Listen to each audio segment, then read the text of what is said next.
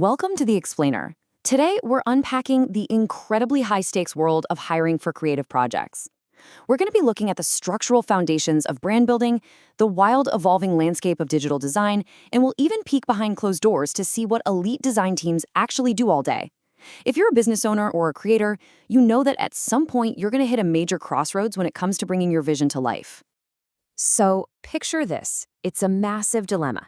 If you had to build a world-class brand by tomorrow, who are you actually going to call to do it? Do you hire a single freelancer to keep things lean, or do you carve out a massive budget for a whole squad of experts? It's that classic trade-off, right? Do you sacrifice direct control for cost, or drop heavy capital for seasoned top-tier expertise? To figure that out, we're going to hit a few key areas today. We'll break down the great design dilemma, explore the real power of branding agencies, look inside the legendary pentagram model, see how Territory Studio is literally designing the future, and finally, help you make the right choice for your own brand. All right, let's jump straight into Section 1, the great design dilemma, and figuring out exactly who builds your brand. When you're staring down the barrel of a web or brand design project, you basically have two distinct paths. On one hand, you've got your freelancer. They're economical, highly agile, and honestly, they're fantastic for knocking out smaller projects when budgets are tight.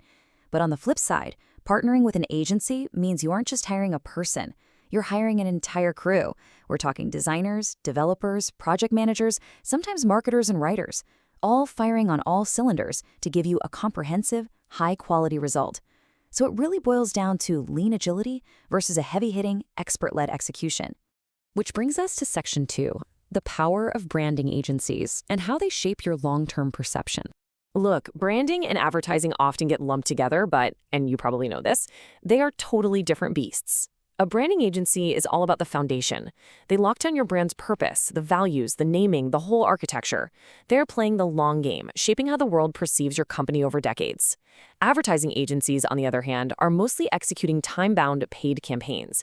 Think TV spots or digital ads aimed at a quick spike in sales. Honestly, branding is the concrete foundation. Advertising is just the house you build on top of it.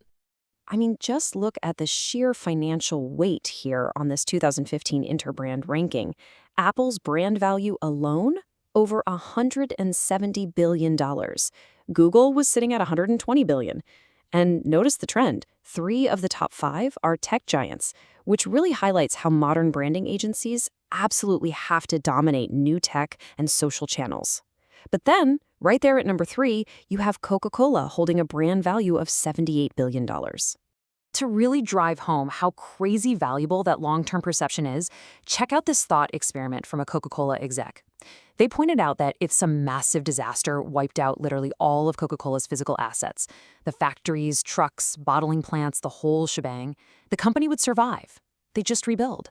But if every consumer woke up tomorrow with amnesia and completely forgot the brand Coca-Cola, the company would instantly go under.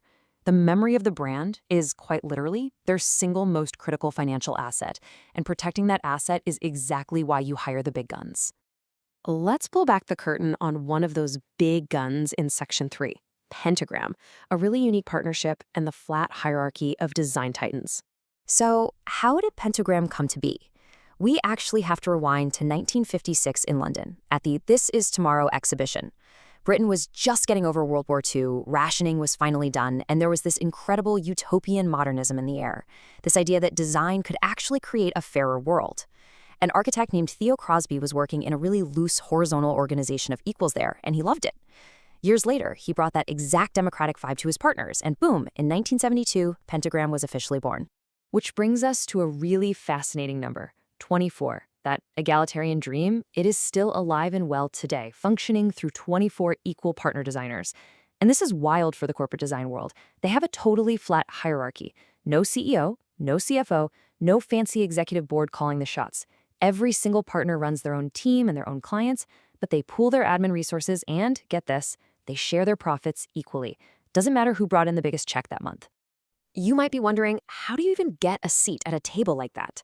Well, one of the founders, Colin Forbes, laid out 4 strict rules. Number 1, you've got to be a rainmaker. You have to generate your own business because no one there is going to hold your hand. 2, you need an outstanding national reputation. They don't do mediocre. 3, you have to ruthlessly control your own projects and profits. And 4, which is honestly my favorite, you have to be a proactive team player who actually cares about the group. Like Forbes said, they spend their whole lives working together, so they really actually need to like each other. Moving into the digital space, Section 4, Designing the Future with Territory Studio, Crafting the UI of Tomorrow. Because, hey, this agency model isn't just about making corporate logos or nice packaging. Some of them are literally building our visual future. Take Territory Studio. They've been around since 2010, and they are the geniuses behind the user interfaces in massive sci-fi blockbusters. I'm talking Guardians of the Galaxy, Ex Machina, Blade Runner 2049, Age of Ultron. When a Hollywood director needs to show us what a computer looks like 300 years from now or on the other side of the galaxy, Territory is the agency they call. And here's the coolest part. For the movie The Martian, they didn't just sit in a dark room and guess what space tech might look like. They actually teamed up with real NASA engineers. They worked side by side to build the highly realistic interfaces that a human would legitimately need to communicate across the solar system. It just perfectly shows how elite agency work can totally blur the lines between Hollywood fiction and functional real-world science. So let's wrap this up with Section 5, Making the Right Choice, and your brand's next step. Let's bring this all back to you with a really simple 3-step framework for when you're starting a project. Step 1, look hard at your budget. Do you have the cash for a full agency crew, or do you need a nimble freelancer? Step 2, check your timeline. Do you need a quick turnaround, or are you laying down a 10-year brand architecture? And step 3, be honest about how much control you need. Can you trust a specialized team to run with it, or do you need the tight, everyday control of a team working in-house? Ultimately, whether you go with a scrappy freelancer, build your own team, or drop the cash on an elite agency like Pentagram or Territory, remember this: your brand's memory is your single most valuable asset. So at the end of the day, you have to ask yourself, long after the launch, what kind of legacy are you going to build?